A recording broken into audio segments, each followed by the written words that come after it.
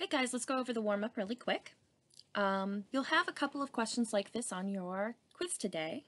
Remember, it's just a quiz, not a test. No big deal, right? So, for the first question, you'll see that it says SAS, and what we were given was a side and another side. Now, because we have vertical angles, we were also able to draw a conclusion that these two angles are congruent. Since we have one side and another side with an angle in between or included, we have SAS. Remember, if it is in between the two angles, in between the two sides, then it's considered included.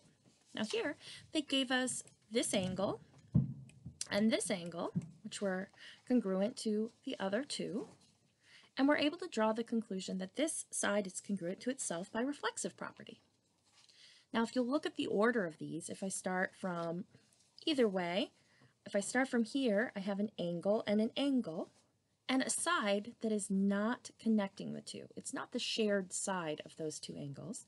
It's out on the end. So we have an angle and a side that's out on the end, not an included side. So angle, angle, side. The third one is not congruent. There's just kind of no way we can get to the conclusion of congruency. We have an angle here, and we're able to draw the conclusion of a side by reflexive property. However, there's no other angles or sides that we were either given or that we have enough information that we can draw the conclusion of being congruent. So occasionally you'll come up to one that is just not congruent with the information given. So best we can say is we know that they are not congruent.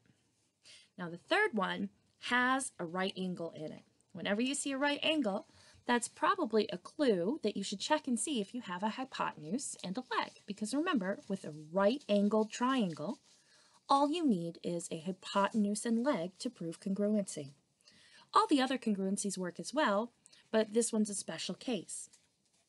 So if remember, the hypotenuse is the longest side that is directly across or opposite of the right angle. And in this case, we know that it is congruent.